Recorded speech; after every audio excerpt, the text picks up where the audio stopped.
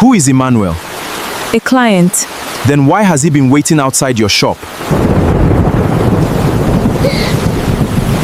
10 years, Daniel. 10 years! We are still living in one room.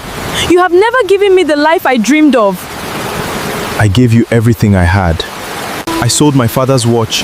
I stopped eating lunch so our children could survive. Papa! Papa!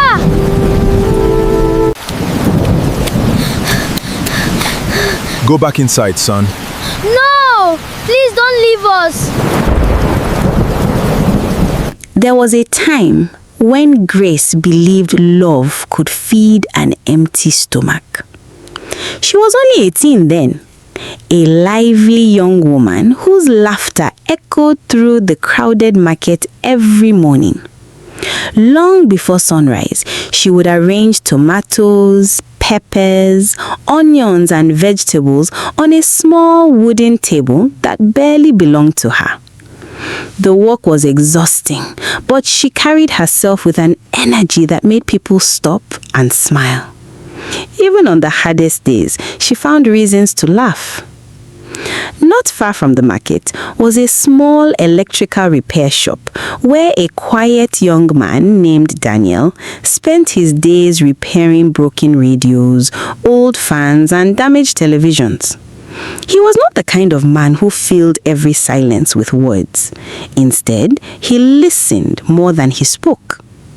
Customers trusted him because he never cheated anyone, even when he desperately needed the money.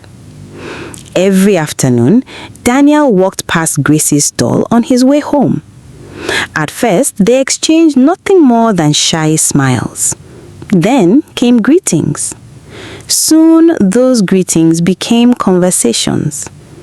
Grace would tease him for being too serious, while Daniel secretly admired how she could brighten an entire street with nothing but her smile. "You laugh too much," Daniel once joked. "And you smile too little," Grace replied, laughing even harder. Those simple conversations slowly became the happiest part of their days. Neither of them had money, neither of them came from wealth, but they shared something that felt richer than anything either had ever known: peace. As the months passed, Daniel began to save little by little from every repair job he completed. Sometimes he skipped lunch without telling anyone. Other times he walked home instead of paying for transportation, quietly putting every coin aside. No one knew why he was making so many sacrifices. Only Daniel knew. He wanted to marry Grace. One cool evening, after the market had begun to empty, Daniel stood beside her stall with trembling hands. From his pocket, he carefully removed a tiny silver ring. It was modest and inexpensive, but he had earned every coin honestly. His voice shook as he spoke. "Grace, I cannot promise you a life of luxury, but I promise that every day I wake up, I will walk with everything I have to give you peace, respect, and a home filled with love." For a moment, Grace said nothing. Then tears gathered in her eyes. She smiled the same bright smile Daniel had fallen in love with months before. "Daniel," she whispered, "I don't need riches. I only need a man who will never stop choosing me." As the evening sun disappeared behind the rooftops, Grace slipped the little ring onto her finger. Neither of them realized that life was quietly preparing a test that would one day force them to discover whether love alone could survive the crushing weight of hardship. Daniel and Grace were married 2 years later in a small neighborhood church with fading blue walls and rows of simple wooden benches. There were no expensive decorations, no luxury cars lined the entrance. The wedding dress Grace wore had been sewn by her aunt from fabric bought on credit, while Daniel proudly wore the only good shirt he owned, carefully ironed 3 times because he wanted everything to be perfect. Their wedding reception was held beneath a borrowed canopy. Large pots of rice and stew were cooked by women from the church, while children laughed and ran between the plastic chairs. To many people, it looked like an ordinary wedding, but to Daniel and Grace, it felt like the richest day of their lives. That night, after the last guest had gone home, they entered the tiny one-room apartment they had rented behind a noisy welding workshop. The walls were old. The roof leaked whenever heavy rain fell. The sounds of hammers striking metal echoed late into the night. Daniel looked around the small room before turning toward his new wife. His voice was gentle. "Grace, I want you to know something from the beginning." She looked at him and smiled. "We have almost nothing." He lowered his eyes before continuing. "No savings, no land, no car, no house, nothing except each other." Grace stepped closer until she could hold both of his hands. Then she smiled the same warm smile that had made him fall in love with her. "Daniel," she whispered, "if I have you, then I already have enough." For the next few years, they built a beautiful life inside that tiny room. They owned only one cooking pot, one small stove, one mattress that sagged in the middle, forcing them to roll toward each other every night. Instead of complaining, they laughed about it. Every evening, Daniel returned home smelling of solder, metal dust, and engine oil after another long day repairing broken electrical appliances. Grace always welcomed him with a smile. Sometimes dinner was only beans. Sometimes it was boiled plantain. Sometimes they shared the last bowl of soup without either admitting they were still hungry. Yet somehow, those simple meals tasted wonderful because they were shared together. When electricity failed, as it often did, they carried 2 old stoves outside and sat beneath the evening sky. Daniel invented funny stories that made Grace laugh until tears rolled down her face. Those moments became some of their happiest memories. Not because life was easy, but because they faced every hardship side by side. Soon, God blessed them with their first child, a little boy they named Michael. Daniel cried openly the first time he held his son in his arms. 2 years later, their daughter Ruth was born. Unlike her energetic brother, Ruth was calm, quiet, and observant from the very beginning. Every Sunday morning, the 4 of them walked together to church. Michael sat proudly on Daniel's shoulders, while Grace carried baby Ruth on her back. People often smiled as the young family passed by. Many admired the love they shared. Some even whispered that although they were poor, they looked happier than families with far greater wealth. For a long time, that was true. Life moved quietly, and for a while, happiness seemed stronger than poverty. But little by little, things began to change. The year Michael started primary school, Daniel's electrical repair business began to struggle. A large electronics store opened nearby, selling cheap imported appliances. Instead of repairing their old radios and televisions, many people simply bought new ones.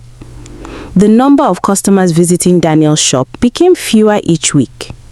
Some days, he worked from morning until evening and returned home with barely enough money to buy food. Still, he never complained. Instead, he carried the burden alone. To make sure Michael remained in school, Daniel secretly began skipping lunch. Every afternoon, while other technicians bought food, he drank water and told them he wasn't hungry. The little money he saved went straight to school fees and household expenses. When Ruth fell sick one month and needed medicine, Daniel made a painful decision. He sold the only valuable thing he had left, the wristwatch his late father had given him. It was more than a watch. It was the last gift from the man who had raised him. As he handed it over to the buyer, Daniel forced himself not to cry.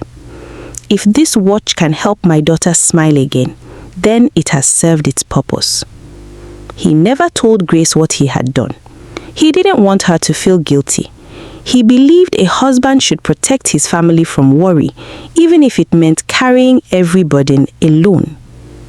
Grace noticed the changes. Daniel looked thinner. His eyes were always red from exhaustion. He returned home later than usual. His shoulders seemed heavier every day.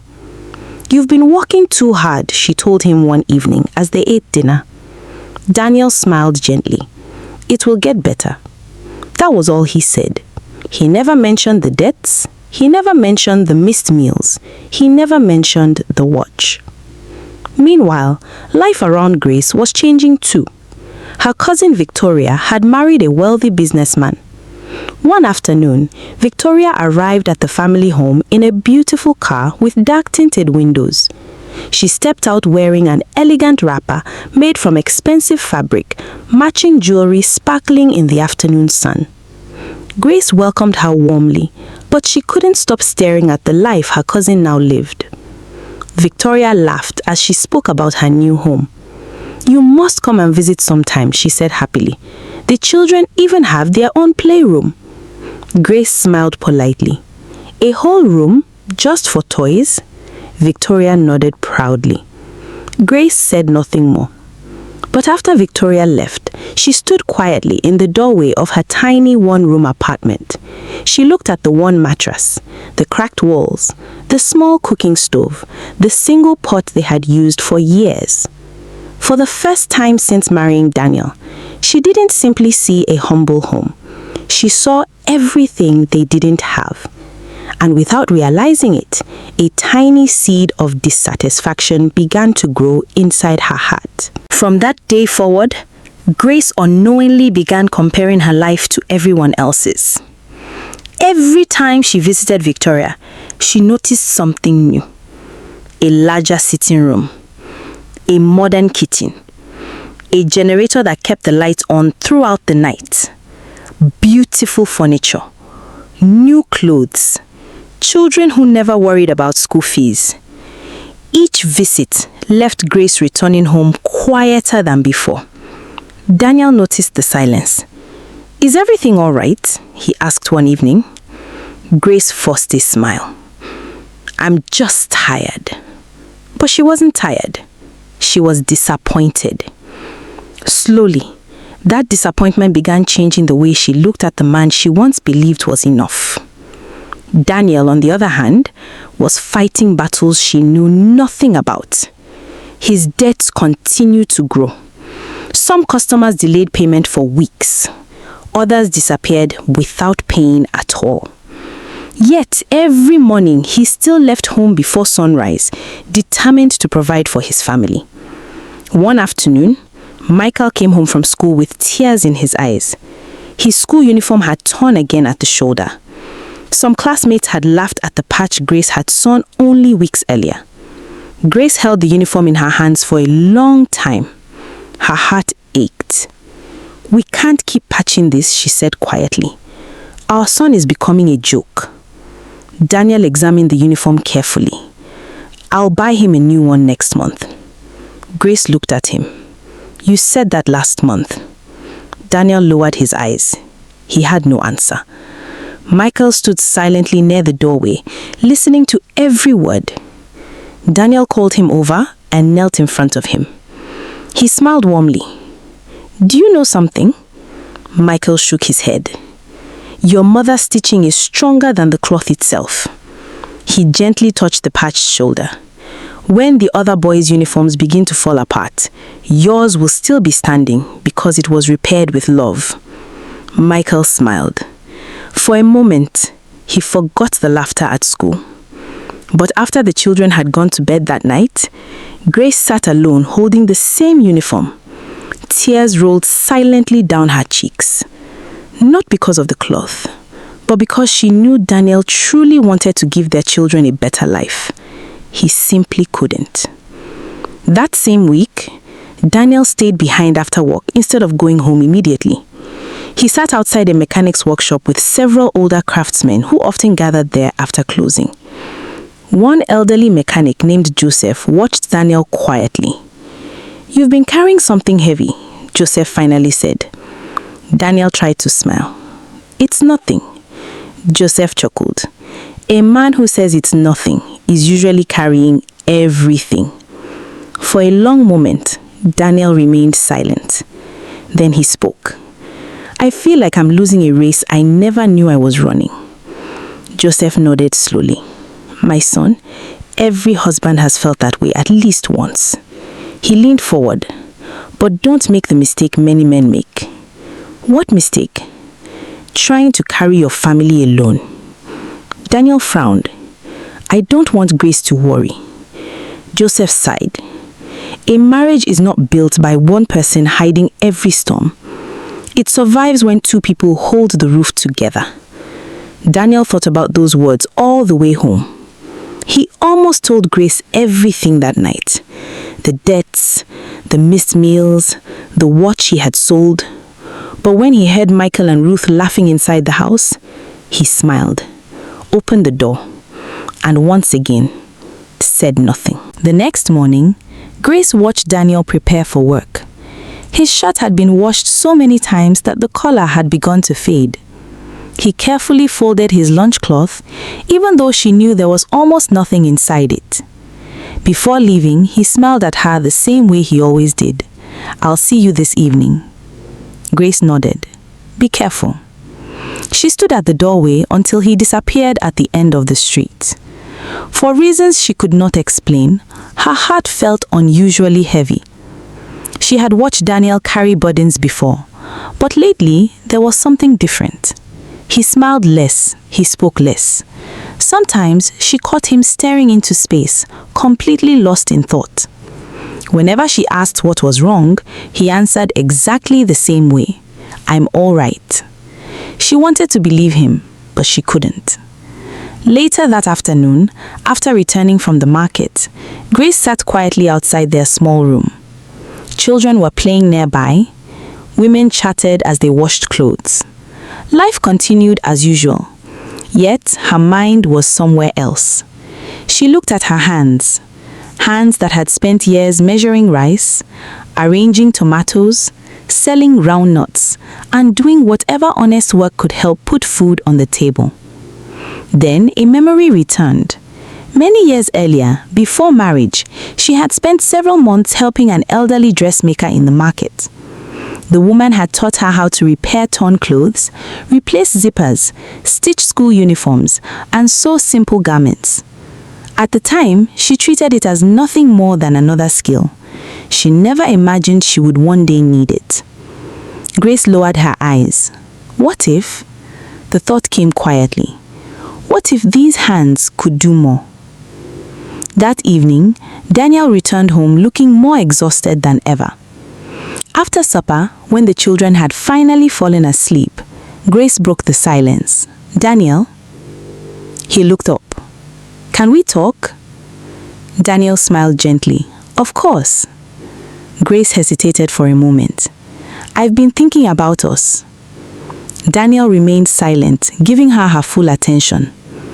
"I know you've been carrying this family for years." She looked down at her hands. "And I know you're trying your best." Tears gathered in her eyes. "But I don't want you carrying everything alone anymore." Daniel reached across the bed and held her hand. "You've never been a burden to me." "I know." Grace smiled softly. "But I want to become more of a help." She took a deep breath. "I still remember how to sew." Daniel looked at her with surprise. the old dressmaker at the market, she taught me years ago. I've been thinking, what if I start taking small sewing jobs? Just repairs at first. School uniforms, torn wrappers, anything people bring. It won't make us rich, but perhaps, she smiled through her tears, perhaps tomorrow will be a little easier. For a long moment, Daniel simply looked at her. Then, for the first time in many weeks, his tired face softened into a genuine smile. I think that's a beautiful idea. Grace looked at him. You really do? Daniel nodded. I've never doubted your hands. They've always worked with love. And anything built with love, he gently squeezed her fingers, is worth believing in. That night, neither of them knew they had just made a decision that would change the course of their lives. It would begin with a borrowed sewing machine, a handful of torn clothes, and a woman determined to help her husband carry a burden he had tried for so long to carry alone. Gracie's decision soon became more than an idea. Little by little, she began taking in sewing work to help with the family's expenses. At first, the income was small. It wasn't enough to change their lives overnight, but every little amount helped. Every repaired dress, every neatly sewn wrapper, every satisfied customer was another step toward easing the burden Daniel had carried alone for so many years. For the first time in a long while, Grace felt that she was doing more than simply hoping for better days. She was working toward them. As the weeks passed, more people began noticing the quality of her work. Customers who came once returned again. Some even brought clothes for their friends and relatives. Grace never hurried through a single job. She believed that if someone trusted her with their clothing, they deserved her best attention. One morning, as she arranged the clothes waiting to be finished, a blue car pulled up outside. It was unlike the vehicles usually seen in the neighborhood. Its polished body reflected the afternoon sun. For a brief moment, Grace wondered if the driver had taken a wrong turn. Then the door opened. A well-dressed man stepped out. He carried himself with quiet confidence, yet there was warmth in his smile. He walked toward Grace's tailoring space and greeted her politely. Good afternoon. Good afternoon, sir, Grace replied. I was told you are very good at what you do. Grace smiled modestly. I try my best. The man introduced himself. My name is Emmanuel. He placed a neatly folded bundle of clothes on her table. I've heard good things about your work. I'd like you to sew these for me. Grace carefully unfolded the fabric. She examined every piece with the attention of someone who respected both her craft and her customer. When do you need them? Emmanuel smiled. I'm not in a hurry. I only want them done well. Grace nodded. You have my word. As Emmanuel turned to leave, he paused for a moment. I believe good work deserves to be appreciated. Then he smiled once more before walking back to his blue car. Grace watched him drive away. She thought nothing more of the encounter. To her, he was simply another customer. She had no idea that this ordinary meeting would quietly begin a chapter that would test everything she held dear. A few days later, Emmanuel returned to collect his clothes. Grace handed them to him with the same care and professionalism she showed every customer. He examined each piece carefully. The stitching was neat. The finishing was flawless. When he looked up, there was genuine admiration on his face. You have an incredible gift, he said. Grace smiled shyly. Thank you. No, Emmanuel continued. I'm serious. A woman with talent like yours shouldn't be working in a place this small. You deserve a proper tailoring shop. Those words lingered in Grace's heart long after he had driven away. No one had spoken so highly of her work in a very long time. Not because Daniel didn't appreciate her, but because the weight of providing for his family had left him too exhausted to notice the little things. over the following weeks, Emmanuel became one of Grace's regular customers. He always greeted her warmly. He always treated her with respect. And every visit ended with another sincere compliment. You pay attention to every detail. Your work speaks for itself. People like you deserve greater opportunities. Grace never encouraged the conversations. To her, Emmanuel was simply a customer. But little by little, his words began to build a quiet confidence inside her. One afternoon, after collecting another order, Emmanuel paused before getting into his car. "Have you ever thought about opening a bigger tailoring shop?" he asked. Grace smiled softly. "I think about it all the time." "So what's stopping you?" She gave a quiet laugh. "Life. There are responsibilities, the children, and money." Emmanuel nodded thoughtfully. "I understand." Then, after a brief silence, he spoke again. "If the opportunity ever comes, I hope you don't let it pass you by." Grace watched as his blue car disappeared down the road. His words stayed with her for the rest of the day. That evening, she wanted to tell Daniel about the conversation. But when Daniel returned home, his face looked more tired than she had ever seen it. The words never left her lips. Instead, she kept them to herself. She believed it was only a simple conversation. She had no idea that silence was beginning to grow between them once again. The days slowly turned into weeks, and just as Grace had hoped, her tailoring business continued to grow. There was always another dress to mend, another school uniform to repair, another customer waiting patiently outside her shop. For the first time in years, she felt that life was beginning to smile on her again. Emmanuel remained one of her regular customers. He never behaved improperly. He never crossed the line. He simply talked. Sometimes about business, sometimes about life, sometimes about dreams people quietly bury when survival becomes their daily routine. One afternoon, after Grace finished adjusting a suit for him, Emmanuel smiled. "You know, I've been watching you for a while." Grace looked up curiously. "You work harder than many people who already own successful businesses." She laughed softly. "I don't know about that." "I'm serious," he replied. "Most people only dream. You actually work." Grace didn't know what to say. No one had ever noticed her effort that way before. As Emmanuel prepared to leave, he stopped beside the door. "I hope one day I drive past this place and find you've moved into a bigger shop." Grace smiled. "So do I." That evening, she walked home thinking about his words. She imagined a brighter shop, more sewing machines, more customers. Enough money to pay the children's school fees without worry. Enough savings to ease Daniel's burden. For a brief moment, the future looked beautiful. When she got home, reality welcomed her once again.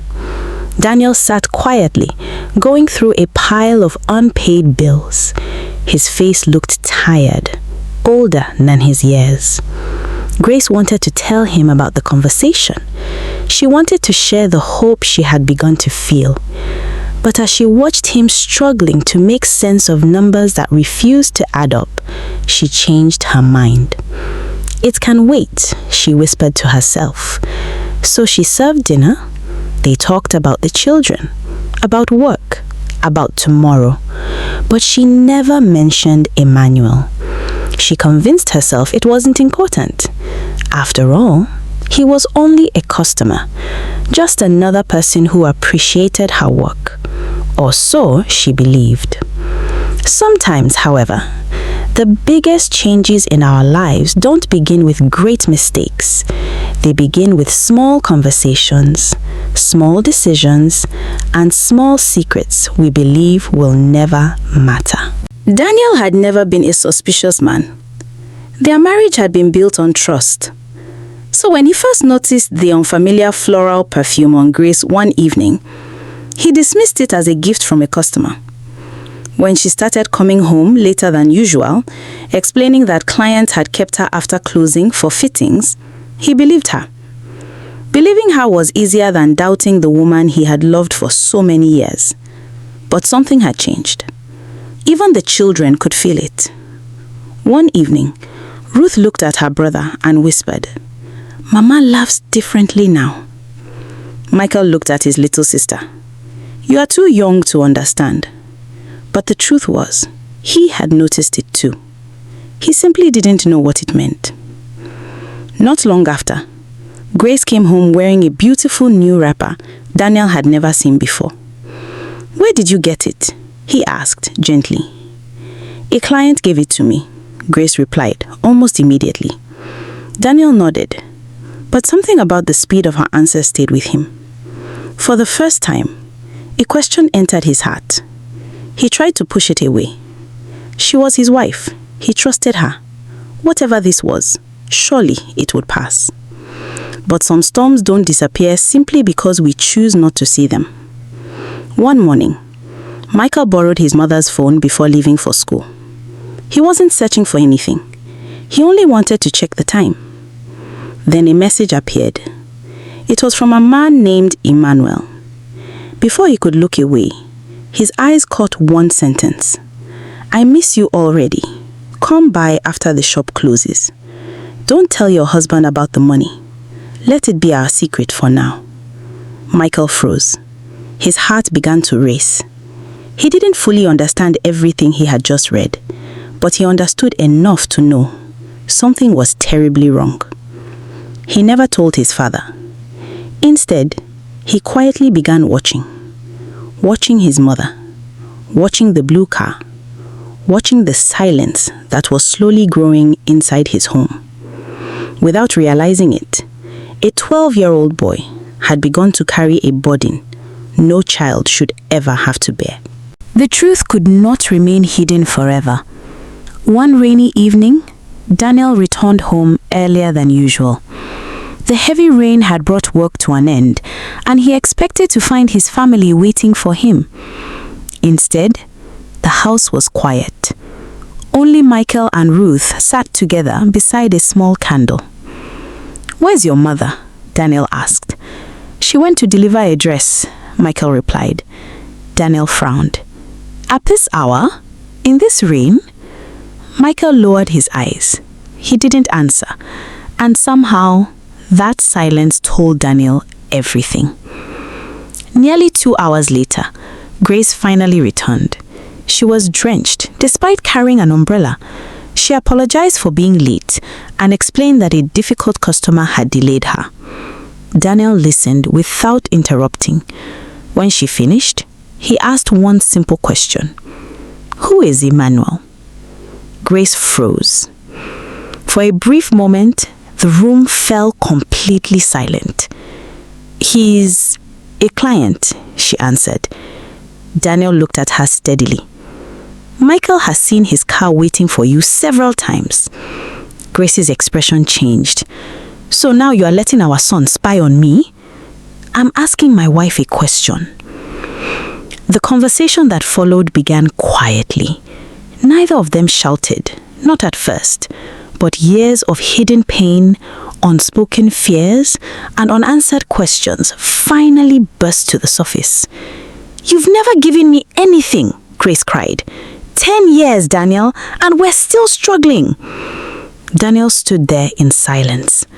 Then, with a voice broken more by exhaustion than anger, he replied, "I gave you everything I had. I sold my father's watch so Ruth could have her medicine. I've gone without lunch for months so Michael could stay in school. You call that nothing?" Grace stared at him, her eyes filled with tears. "You never told me." Daniel lowered his head. "I thought protecting you meant carrying everything alone. He looked at her with a pain words could barely describe. But while I was trying to protect you, you found someone else to carry what I could not. Without another word, Daniel picked up his jacket. Michael and Ruth watched helplessly from the corner of the room as their father walked toward the door. "Papa!" Michael shouted, running after him, but Daniel never looked back. He disappeared into the rain, leaving behind a wife drowning in regret and 2 children whose world had just fallen apart. Daniel didn't go far. He found shelter in a small shed behind the electrical shop where he worked. It was a narrow room with a worn mattress, a single window, and far too much silence. During the day, he buried himself in work, but every night, his thoughts returned home. He remembered Grace's laughter when they first met. He remembered Michael falling asleep on his chest as a little boy. He remembered Ruth running to the door whenever she heard his footsteps. Then he remembered the rain, the perfume, the lies, and the silence that had slowly come between them. For days, Grace could barely recognize herself. The house felt empty without Daniel, not because he had taken anything with him, but because he had always been the quiet strength holding the family together. Then, almost as suddenly as he had appeared, Emmanuel disappeared. He stopped visiting, he stopped calling. The promises, the compliments, and the attention were gone. Only the consequences remained.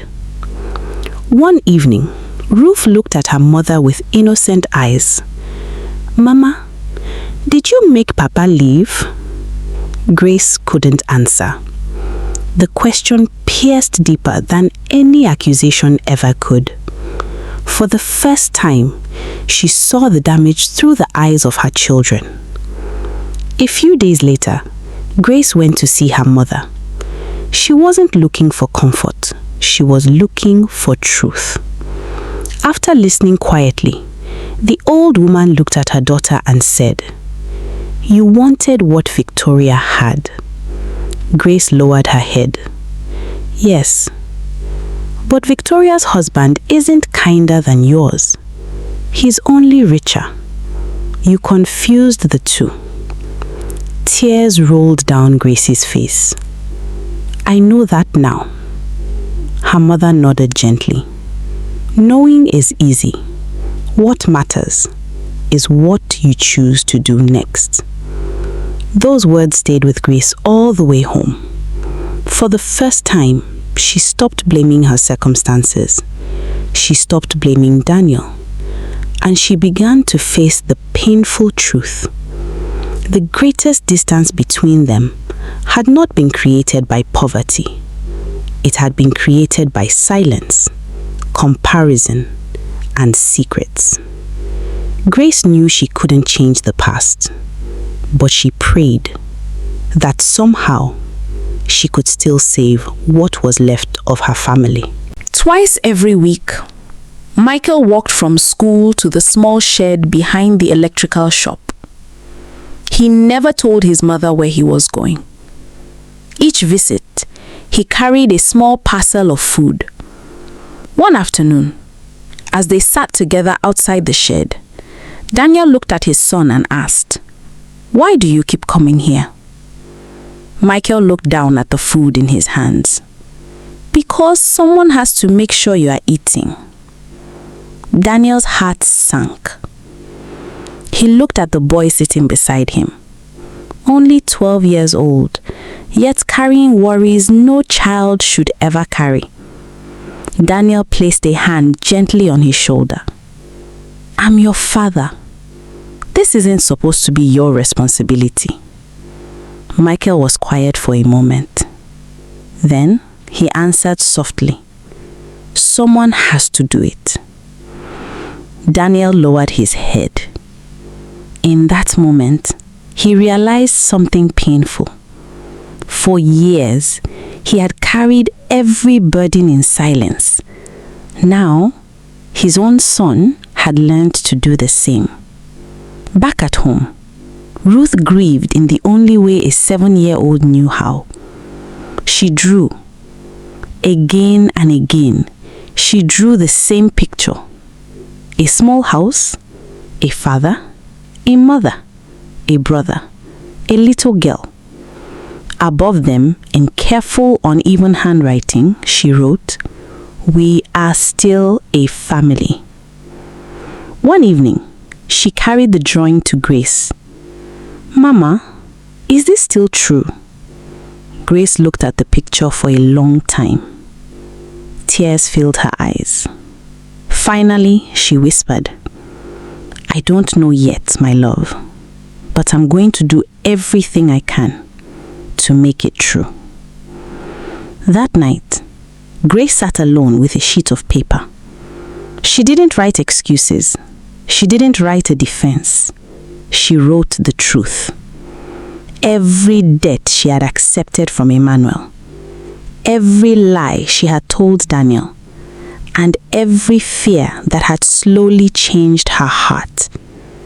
When she reached the end of the letter, she wrote one final sentence. "I am not asking you to come home. I only want you to know the truth you deserved from the very beginning." She folded the letter carefully. The next morning, she placed it into Michael's hands, not because it was his burden, but because she no longer trusted herself to face Daniel until he had first read every honest word she had written. Daniel read Grace's letter once. Then he read it again. He didn't rush to forgive. The pain was still there. The lies, the secrecy, the trust that had been broken. None of it disappeared because a letter had been written. He was still angry. But as he read her words, he began to see something he had missed before. Grace had been running from the fear of poverty. He had been running into silence. Neither of them had been running toward each other. For the first time since he left home, Daniel agreed to speak with Grace. Not at home, not alone. They met at a small roadside food store. The same kind of place where they had once shared laughter as two young people with nothing but hope. Grace looked at him with tears in her eyes. "I'm not the same woman you married." Daniel nodded slowly. "Neither am I." He looked down for a moment before continuing. "I used to believe a man's love was measured by how much he could hide from his family. But I've learned it is measured by how much he is willing to let them see." Those words broke something inside Grace. Not because they accused her, but because they were true. Their conversations continued. Slowly, painfully, one meeting at a time. Forgiveness did not arrive overnight. Trust did not return in a single day. But both of them had finally chosen something they had avoided for years: honesty. 8 months later, Daniel walked back through the door of his home. It wasn't the same house he had left. Grace had worked tirelessly. She had taken on more sewing jobs. She had repaid every naira Emmanuel had given her, without shortcuts, without secret help. She had earned everything honestly. The house was slightly bigger, closer to the children's school. It wasn't a mansion, but it was a home rebuilt with humility, hard work, and truth. Life wasn't suddenly perfect. There were still difficult nights. There were still painful memories. So together, Daniel and Grace began meeting regularly with their pastor. They learned to speak openly, to listen, to heal. Little by little, the silence that had once torn their marriage apart was replaced by conversations they should have had years before. And for the first time in a very long while, hope quietly found its way back into their home. The years passed. Day by day, the broken pieces of their family slowly found their place again. Michael grew into a strong and responsible young man. At 17, he still visited his father's electrical shop after school, but no longer because he feared his family would fall apart. He came because he enjoyed being with his father. Daniel had finally learned to let the people he loved share his burdens. Ruth was 12 now. She still kept the drawing she had made as a little girl, the one that read, "We are still a family." This time, she no longer wondered if those words were true. She lived them every single day. Grace's tailoring business continued to flourish. Above the entrance of her shop hung a simple sign bearing her own name. It wasn't the grand house with the blue gates she had once admired, but it represented something far more valuable. It was built with patience, with honesty, and with love. Daniel's business had also found its footing again. Whenever difficult seasons came, neither of them faced them alone anymore. On the evening of their 15th wedding anniversary, Daniel walked to Grace's shop just as she finished sweeping the floor. Without looking up, Grace smiled. "You don't have to buy groundnuts anymore. I sell fabric now." Daniel smiled warmly. "I never wanted the groundnuts. I only ever wanted the woman selling them." Grace looked at him and smiled. Outside, the evening traffic moved as usual. The sun slowly disappeared beyond the horizon. Life wasn't perfect. It never had been. But they had learned that love is not about having everything. It is about choosing each other, again and again, especially when life becomes difficult. Some burdens become lighter, not because they disappear, but because they are carried together. The end.